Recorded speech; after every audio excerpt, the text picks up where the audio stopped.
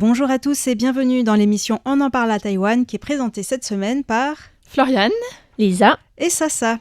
Alors, de quoi allons-nous parler ? Eh bien, de campagne électorale de ma part et en particulier de campagne électorale de Tsai Ing-wen. Elle se représente ? Non, Ah, mais elle est active. d'accord. Et moi je vais vous parler d'un nouveau livre sur les prêtres missionnaires français envoyés sur la côte est de Taïwan. Ah, il n'y avait pas un documentaire aussi là-dessus ? Tout à fait, et je vais vous en reparler également. Ah, ok. Bravo, bravo. Ah, je suis l'actualité sur RTI. Hey. Et de mon côté, je pense que c'est peut-être le sujet quand même le plus original aujourd'hui, puisque je vais vous parler d'un temple taïwanais qui se met à vendre de la compensation des émissions de carbone. Waouh. Effectivement.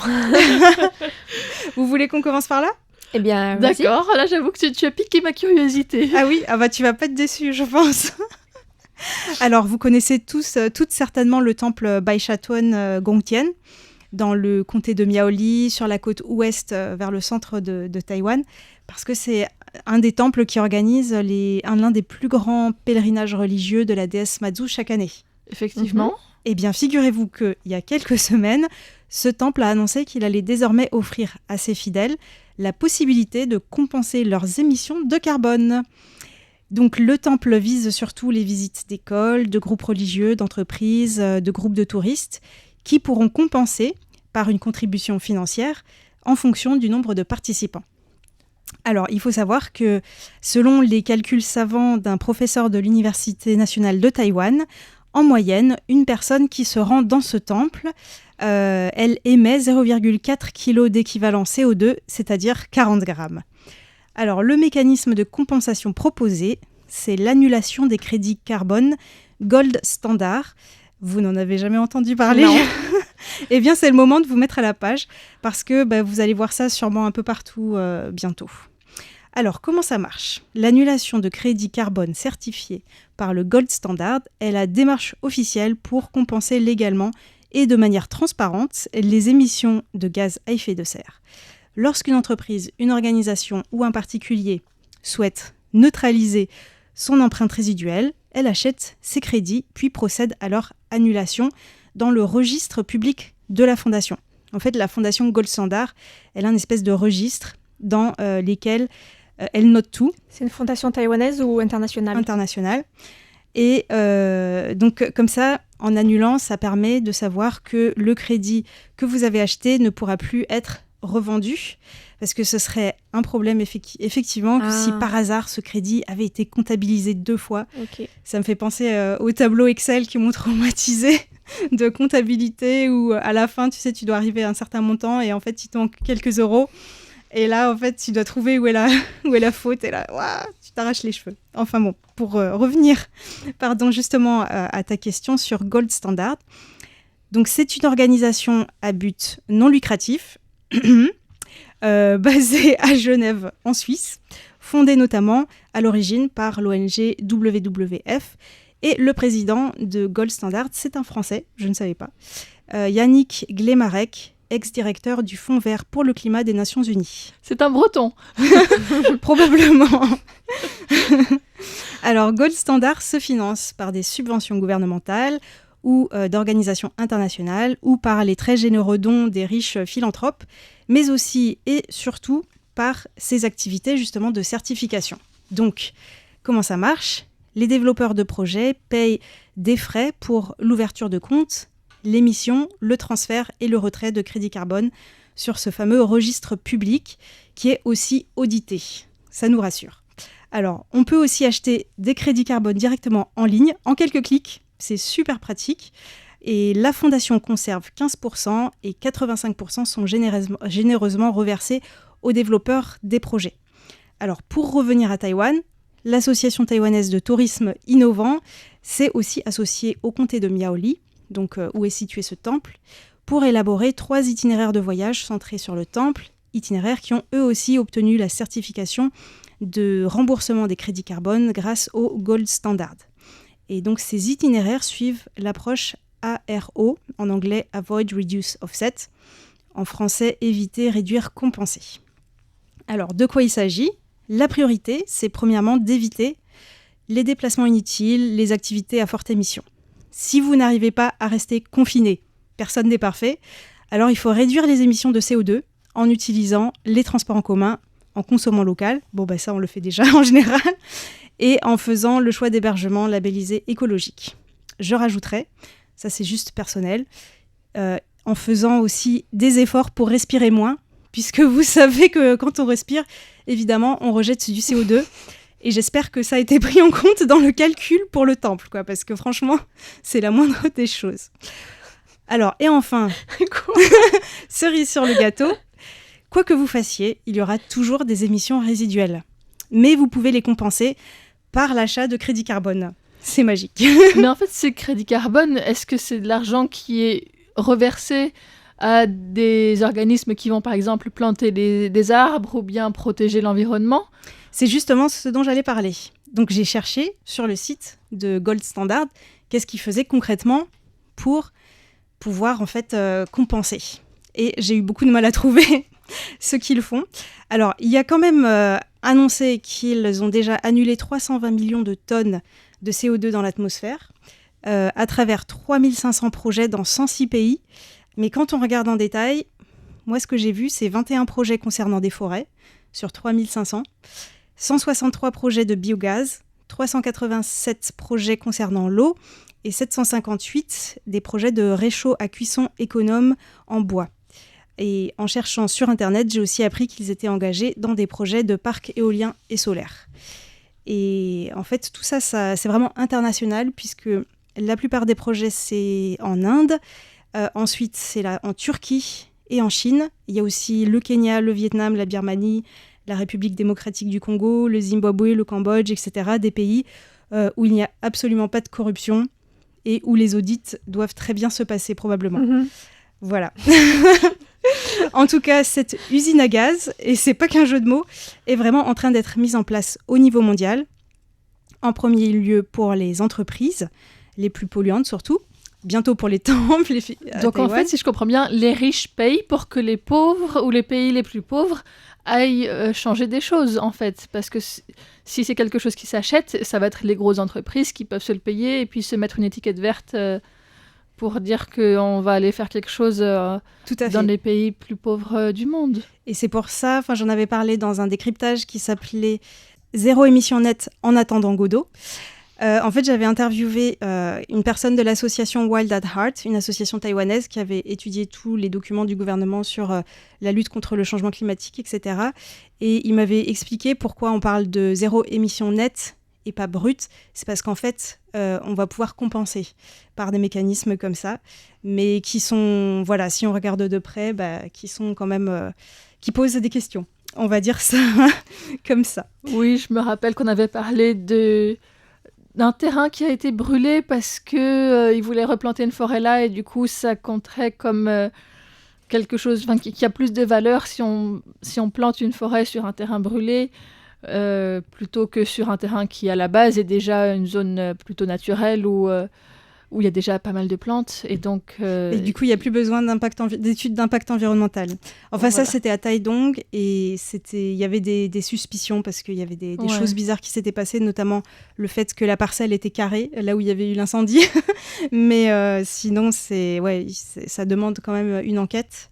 Voilà. Et donc, si je vous parle de tout ça aujourd'hui aussi, c'est parce que ça ne va pas concerner que les entreprises, mais prochainement, ça concerne déjà maintenant d'ailleurs, les personnes, puisque vous avez peut-être déjà vu dans le métro et le bus à Taipei les publicités pour le compte d'épargne d'émissions carbone, le pass carbone, Jiantan Cuanzhe. Et figurez-vous qu'au moment du lancement, moi, j'étais morte de rire, j'ai regardé les affiches, et en fait, pour encourager les gens à télécharger l'application, en fait, il y avait des prix à gagner, donc des gadgets électroniques et tout. Et le premier prix, à votre avis, c'était quoi ? Un iPhone 17 ? Un voyage en avion ? Ouais, c'était un billet d'avion. C'était trop fort. Franchement, c'est la cohérence totale. En tout cas, à Taïwan aussi, comme dans les autres pays, la nouvelle tendance, c'est que les banques commencent à calculer l'empreinte carbone de vos achats par carte. Par exemple, China Trust Commercial Bank, CTBC, ça a quand même l'avantage de nous libérer de notre culpabilité. On va dire ça comme ça. En tout cas, tout doit être calculé, tracé. Et selon Li Qiyue, président de l'association taïwanaise de tourisme innovant, les itinéraires touristiques faisant l'objet d'évaluation de leur empreinte carbone et d'un mécanisme de compensation permettront de fournir aux entreprises des données traçables sur les émissions de carbone liées au voyage d'affaires, contribuant ainsi à renforcer leurs pratiques d'achat responsables et leurs performances environnementales, sociales et de gouvernance. Donc, est-ce que cette innovation permettra au temple d'attirer plus de fidèles ? On verra. Bon, ils en attirent déjà beaucoup, on va dire. Je pense que c'est pas vraiment... Les gens vont pas y aller pour ça. Oui. Ils vont peut-être le faire en y allant, mais... Ça me semble plus être une opération de communication de la part du temple. Voilà, mais... Il y a d'autres questions qui se posent aussi. Est-ce que ce mécanisme permettra à certains de s'enrichir ? Est-ce que ça contribuera réellement à améliorer la situation environnementale ? Chacun peut y réfléchir. En tout cas, le temple de Baishatouan est un pionnier en la matière. Et les articles de presse ne précisent toutefois pas si la déesse Matsu a approuvé cette initiative. Oui, et puis, effectivement. Voilà, on verra s'il y aura d'autres temples dans le futur qui vont s'y mettre aussi. Sinon, je pense que c'est quand même un sujet sérieux et sur lequel on devrait quand même se renseigner. Donc pour ça, si ça vous intéresse, j'ai un très bon livre que j'ai lu récemment à vous conseiller, écrite par la militante indienne écologiste Vandana Shiva. Et dans sa traduction en français, le titre, c'est « Régénérer ou dégénérer, la crise climatique est une crise alimentaire ». C'est super intéressant pour comprendre les tenants et aboutissants autour du carbone et pour avoir d'autres idées de solutions. Voilà. Okay. Eh ben, merci, Sasa. Oui, c'était édifiant comme présentation. Non, mais bon, c'était un petit peu humoristique, vous avez remarqué. Mais... Oui, il y avait quelques traits de sarcasme qu'on a sentis, effectivement. Je respire, désolée. Pense à compenser. Ouais. Et puis, c'est vrai que ça pose aussi question par rapport au sport, parce que si, par exemple, on se déplace en vélo, on émet plus de CO2 parce qu'on fait des efforts, mais en même temps, on évite de prendre les transports en commun. Donc, qu'est-ce qui est le mieux, en fait ? Le mieux, ce serait peut-être déjà d'arrêter tout ce qui est industrie militaire, qui consomme vraiment beaucoup. Donc, voilà, je pense que c'est pas que pour Taïwan, mais je veux dire dans le monde globalement. Je pense que voilà, il faut qu'on prenne du recul et que plus sérieusement, on se rende compte que le carbone, en fait, c'est un cycle de la nature, comme le cycle de l'azote, dont on est dépendant et dont on fait partie aussi. On a été complètement déconnectés de ce cycle, alors qu'en fait, le carbone qu'on produit, ça sert aux arbres. Enfin, je veux dire, il y a aussi des choses positives, quoi. On n'est pas que... Voilà, donc faut pas trop culpabiliser, moi, je dirais. Je pense qu'à notre niveau, il y a pire, quoi. Donc, voilà. Oui, chacun peut faire sa part et être un peu conscient de ce qui se passe autour sans prendre la responsabilité non plus de tout ce qu'il y a dans le monde, parce que ça fait trop. Et bien, sur cette conclusion, on va continuer peut-être avec les campagnes électorales. Allez, parle-nous de cette campagne de Tsai Ing-wen. Donc, qu'on n'attendait pas faire un retour en politique de sitôt. Tsai Ing-wen, donc l'ancienne présidente taïwanaise. Exactement, l'ancienne présidente taïwanaise, donc, qui est sortie de fonction il y a environ 1 an et demi. Et elle vient officiellement de remettre déjà les mains dans le cambouis électoral, puisqu'elle a accepté de devenir la présidente du comité de campagne pour 3 candidats et candidates du DPP aux élections locales de fin novembre. Et donc, c'est pour les élections du Nouveau Taipei, de Keelung et de Taidong. Donc, ce sont 3 zones qui sont jugées particulièrement disputées. Et ce sont des élections qu'on appelle locales, donc 9 en 1, parce qu'il y a 9 types de personnes ou 9 types de niveaux qui seront élus et qui auront lieu donc le 28 novembre de cette année. Le premier grand test électoral local depuis la présidentielle qui a eu lieu donc 2 ans avant. Le DPP a annoncé donc viser à garder ses 5 bastions actuels, parce qu'il a pour l'instant 5 des 22 comtés municipalités de Taïwan. Et il aimerait en gagner 7 de plus, ou plus évidemment, mais c'est un petit peu l'objectif qui a été annoncé. Ça fait un grand défi quand même. Et en même temps, je pense qu'il y a pas mal d'insatisfaction aussi par rapport à certaines personnes du KMT. Donc évidemment, ils peuvent toujours annoncer un objectif plus haut et puis après voir ce qui se passe. Mais pour le nouveau Taipei et Taidong, où Tsai Ing-wen donc est justement engagée, ce sont des municipalités identifiées comme parmi les 3 bassins électoraux les plus serrés de tout le scrutin, avec aussi Hsinchu. Mhm. Et le nouveau Taipei, en fait, c'est pas anodin qu'elle l'ait choisi parce qu'elle y a un historique électoral personnel très fort, puisqu'elle avait dépassé le 1 million de voix dans cette circonscription à 4 reprises lors de ses propres campagnes, donc 2 où elle n'a pas été élue, pour les municipales en 2010, et puis une première défaite présidentielle où elle avait quand même fait un très bon score dans le nouveau Taipei. Et puis ces 2 victoires présidentielles aussi, où le nouveau Taipei, elle avait toujours beaucoup de soutien. Et donc des commentateurs politiques parlent d'un effet d'entraînement aussi vers Keelung, puisque c'est juste à côté géographiquement, où elle pourrait aussi avoir un très bon score là. En tout cas, elle est assez appréciée parmi les politiciens à Taïwan. Donc, Effectivement, oui. Est-ce que vous avez une idée de son score de popularité au moment où elle a terminé son mandat? Très bonne question, je ne sais pas. j'imagine, je sais pas, 60% au moins, non? C'est ça, oui, à peu Ah ouais près 58 à 60%. Ah oui, c'est vraiment très haut. Hein. C'est Pour une très présidente très haut. la sortante fin de après mandat. 2 mandats, c'est incroyable.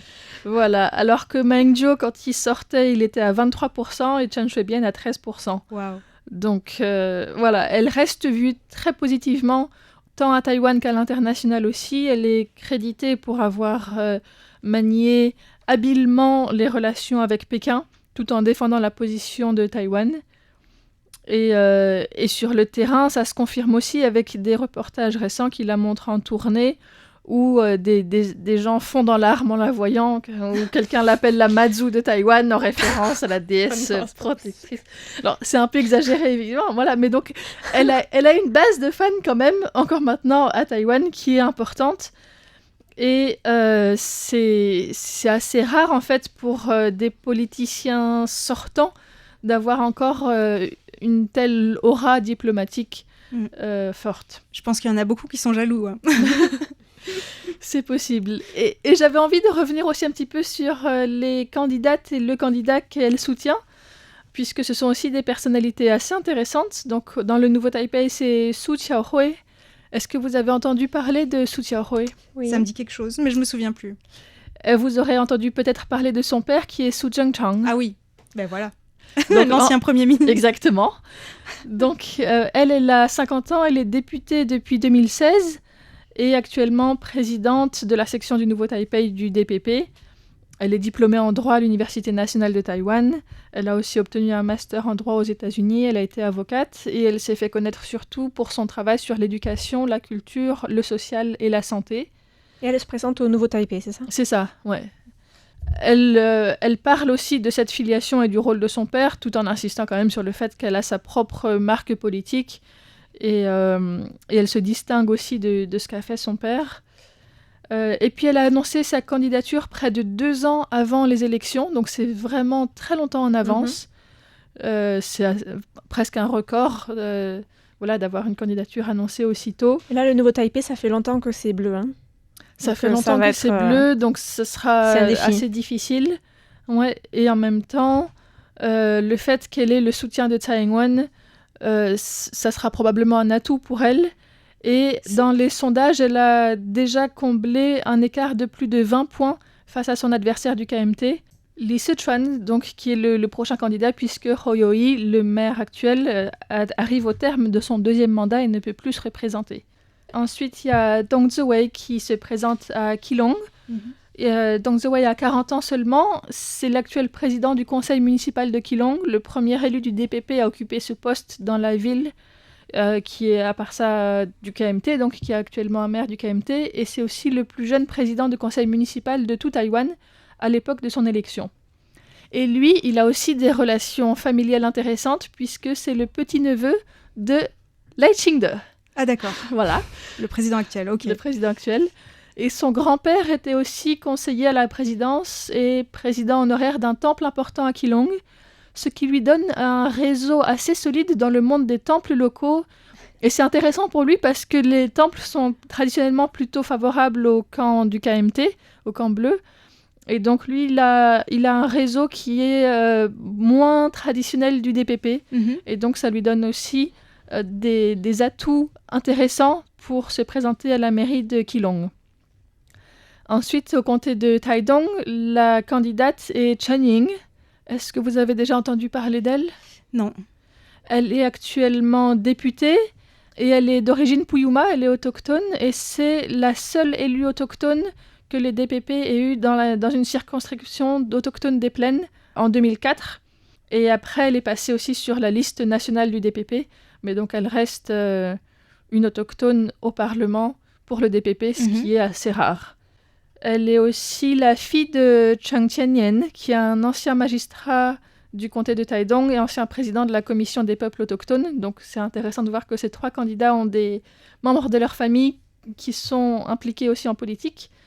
On voit qu'à Taïwan, la politique reste quand même parfois une affaire de famille, ou bien il y a des choses qui restent... Mais pas seulement à Taïwan. Pas seulement à Taïwan. C'est universel. Et donc, il y avait des tensions internes dans le comté de Taidong par rapport aux candidatures du DPP, puisqu'il y avait un autre candidat potentiel, Liu Xiaohao, qui avait envisagé de se présenter aussi.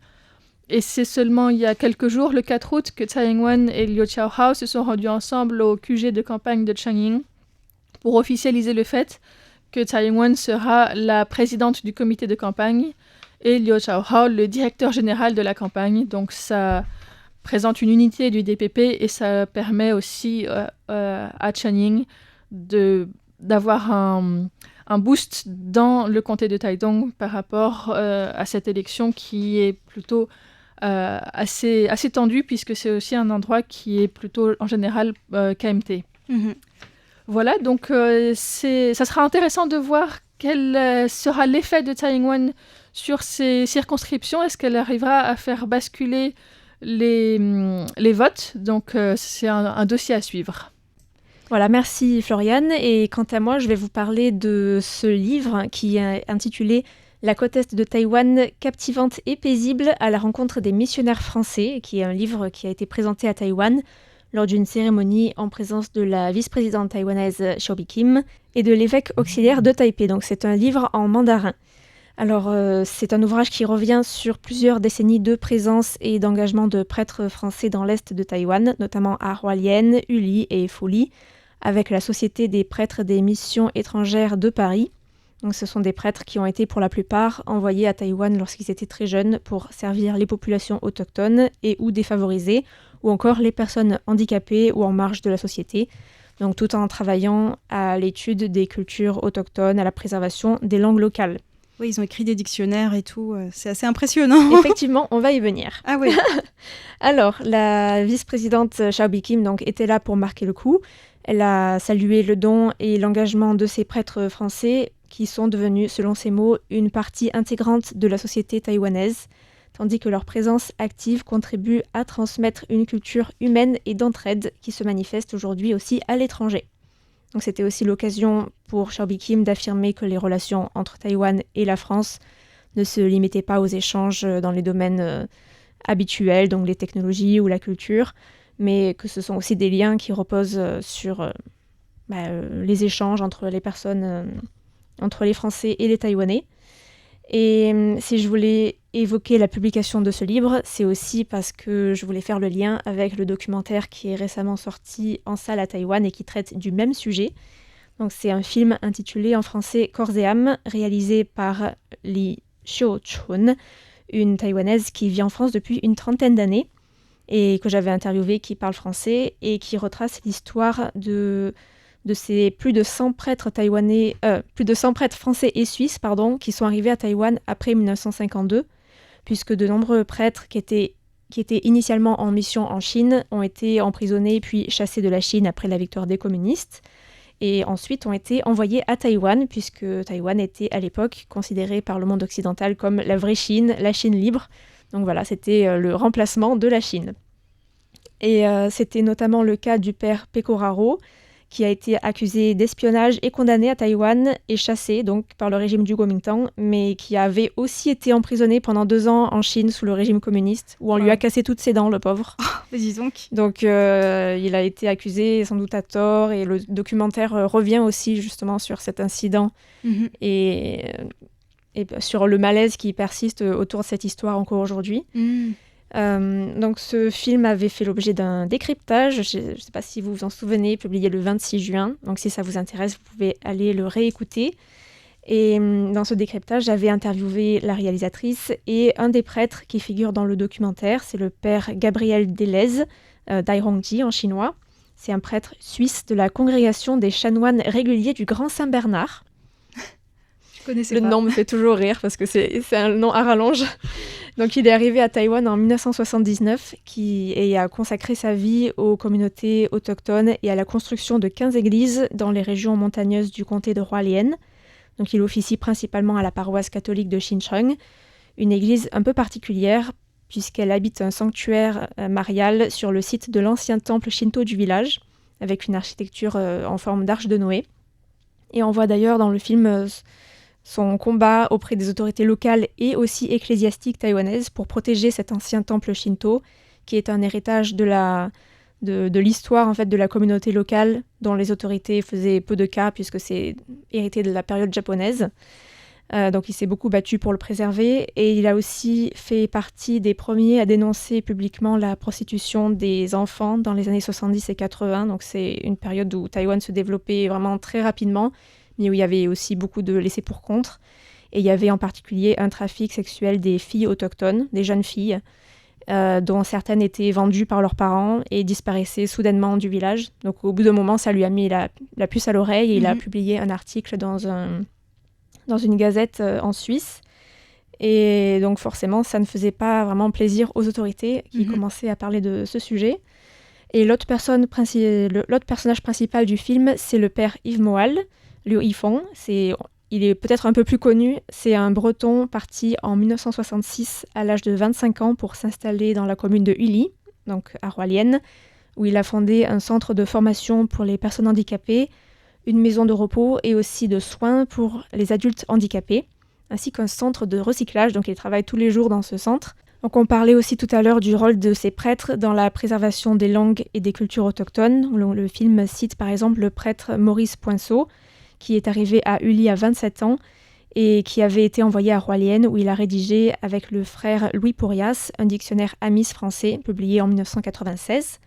Il y a aussi Ferdinand Pecoraro, qu'on a cité tout à l'heure, qui est décédé en 2002 et qui avait été missionnaire d'abord au Tibet, puis à Taïwan et ensuite en Indonésie. Donc lui aussi s'est intéressé de près à la préservation des langues autochtones et il a rédigé un dictionnaire et une grammaire Troku. Et si le sujet vous intéresse, vous pouvez aussi aller fouiller sur le site des missions étrangères de Paris, qui est vraiment une mine d'or d'informations et d'archives sur ces prêtres missionnaires partis en Asie au XXe siècle. Et sinon, pour ce qui est de la distribution du film en France, on n'a pas encore de nouvelles au niveau des dates de possibles sorties, mais la réalisatrice avait parlé peut-être de septembre, et elle avait aussi évoqué la possibilité que le documentaire sorte en plusieurs épisodes sur Arte. Donc on essaiera de vous tenir au courant si ça sort vraiment. Oui, ce serait une bonne nouvelle en tout cas. Oui, ça donne envie de le voir en tout cas. Oui, tout à fait. C'est sur cette potentielle bonne nouvelle qu'on va clore cette émission On en parle à Taïwan, qui était présentée cette semaine par Floriane, Lisa et Sasa. On vous dit à bientôt. au revoir.